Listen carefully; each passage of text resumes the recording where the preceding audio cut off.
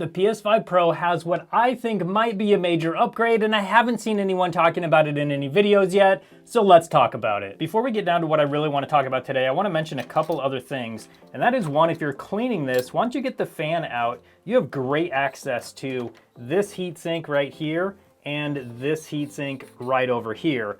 Also, if you're cleaning, all you have to do is take off the back plates, and you have holes to vacuum from right here and right here. Now, if your PlayStation 5 Pro is super dirty, that's not gonna clean it enough, but if it's not too bad, that's enough to get it clean. Once you get the mid frame off, one of the things that kind of worries me about this is this heatsink right here. It's just held on by this thermal paste right here, thermal putty, and the thing that worries me is once you take it off, it's not gonna have the same seal when you put it back on. So one of the things that I will likely do when I take these apart is just kind of spread this stuff back into the middle, just like I'm doing here. You can get some from the edge right here,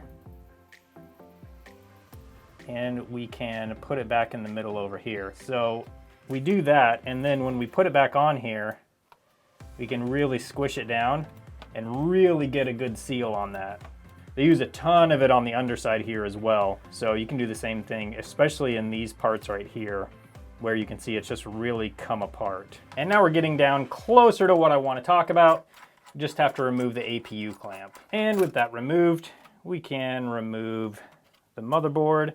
Now, I've already taken this out once, but there is a screw that goes right here, and that is under that metal plate that goes over this. So you got to remember that. And then there's also this screw that holds the board down even when that metal plate has been removed. Okay, now let's have a look at this side of the board.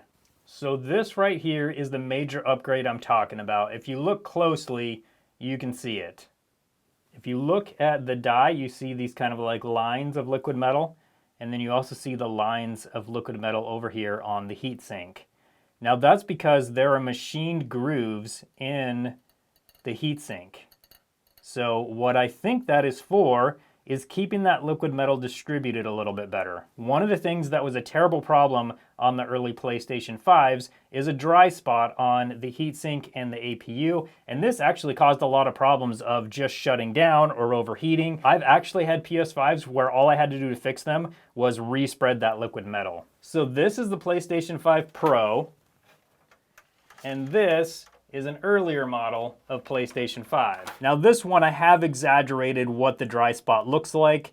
Most of the time they're not this bad, but I've actually seen them a lot worse. So what happens on these earlier model of PlayStation 5s is this chip, the liquid metal will kind of like sink down to the bottom down here and leave the top part exposed, and that will actually oxidize. So then what you have to do is get something to rub that oxidation off and then respread that liquid metal onto the chip. And then after that, the chip will be properly cooled. This is part of the reason why in some of my videos, I recommend that the PlayStation 5 is left horizontal on whatever surface you have it on to prevent that liquid metal from sliding down on the APU. Now we can see pretty well what's going on here, but I want to clean all of this liquid metal off so we can have a closer look.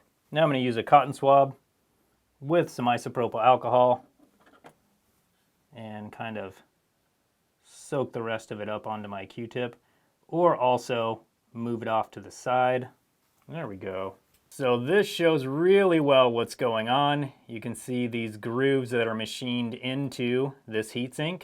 Now, in addition to keeping this liquid metal closer to where it needs to be, spread out all over the chip, this is also going to slightly increase the surface area of the liquid metal, so that theoretically should improve the cooling on this PlayStation 5 Pro. Now there definitely is quite a bit of liquid metal on the outside down here, and I think ultimately time will tell whether this keeps the liquid metal where it's supposed to be or not. As I buy broken consoles, we're going to be able to inspect this and see if these have dry spots just like the older model of the PlayStation 5.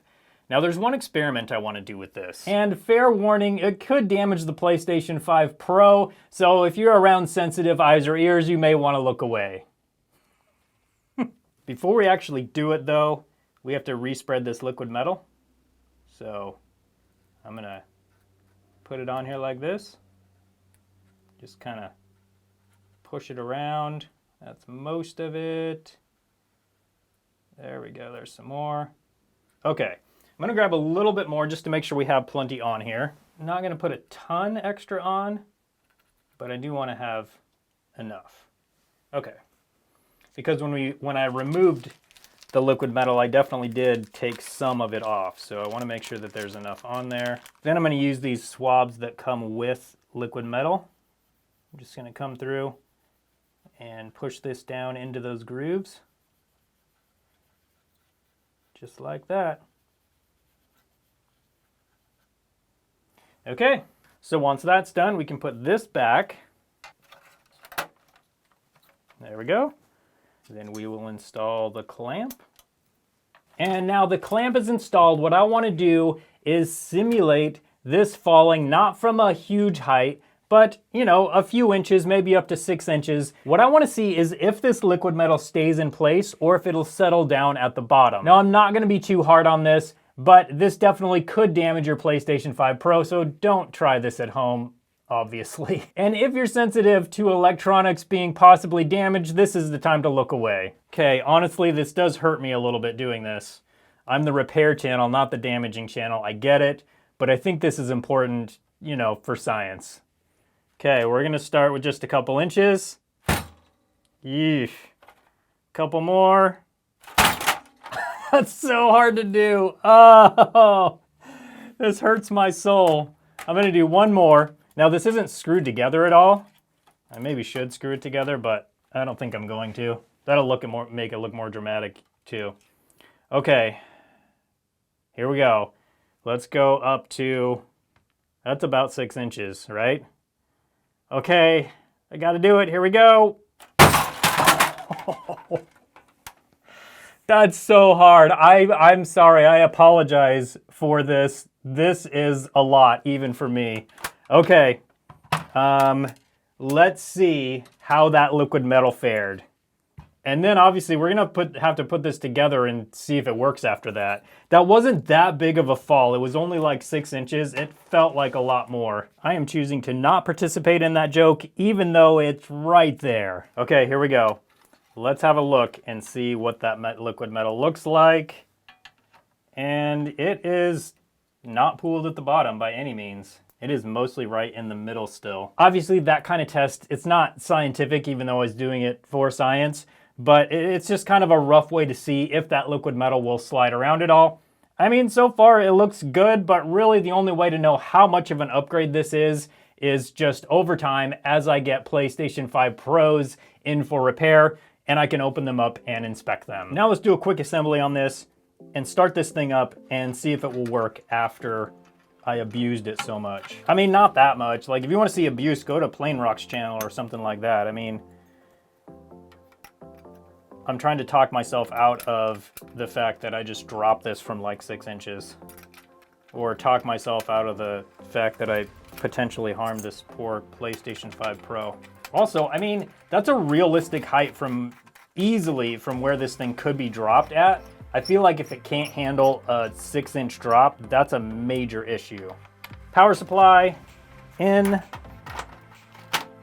motherboard sandwich in, now the metal plate, all of these totally necessary screws, and there we go. Now we can install this heatsink. Then we need to install the antenna cables.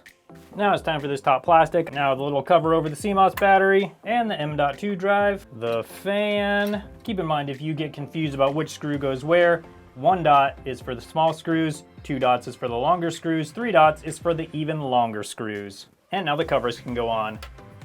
These little hooks right here just line up over here.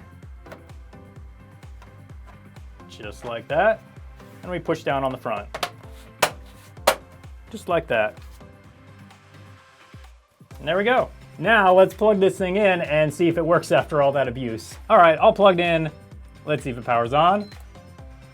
It does. Let's see if we get a picture. It does say Xbox just because that's the last thing I had plugged in. And there we go. So we know the PS5 Pro can survive a little bit of a drop. If you want to see a video where I'm trying to fix 11 broken PlayStation 5s and Xbox Series X's, I'll leave a link for that video up on your screen now so you can come hang out with me over there and see if I can fix them. Thanks so much for watching today, and I hope you have a good one.